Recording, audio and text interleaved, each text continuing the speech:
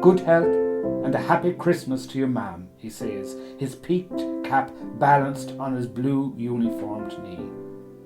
It is his reward for bringing our letters and creamery checks all year, for waiting in the kitchen while my mother sits down to finish another letter for him to post, for taking messages and animal medicines between my mother and her sister who lives in the next townland, for telling us we have cattle out on the road, for letting us know that a removal is at 7 or a funeral on Friday morning after the 11 o'clock mass, and finally for being the one to make certain all our childhood letters got posted in good time to Santi at the North Pole.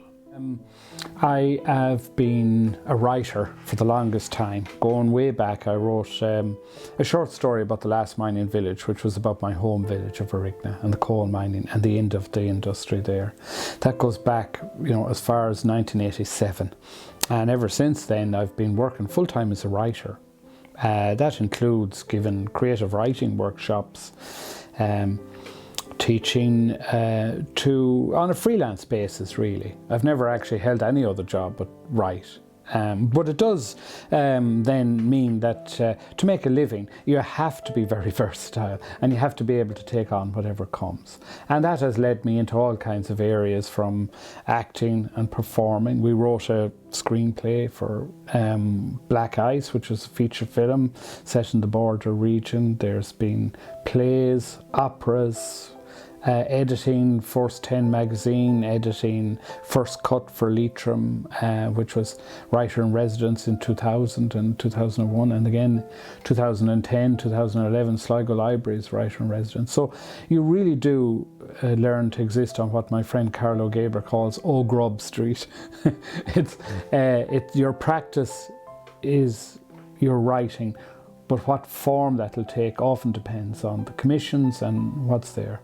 Playing along back to would always knock, and they'd be brought to step inside the door to have like that there's little glass of whiskey to be tagged. And I always had a vision as a child of everyone going around slightly drunk by the time they collected everything.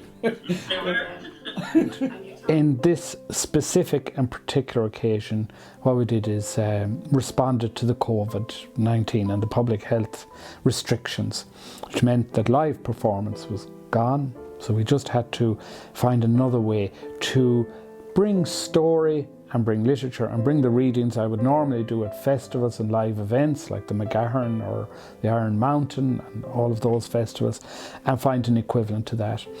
So thankfully, through the Arts Office, through Creative Ireland, and through the hard administrative work of Kate McCarthy, set up a group of readings. There was early summer was the first, and then the second tranche we're just completing now. So there was the Anna Duff ICA group, there was the North Leitrim Men's Group, there was Drumreilly Active Age and Kinloch Social Club.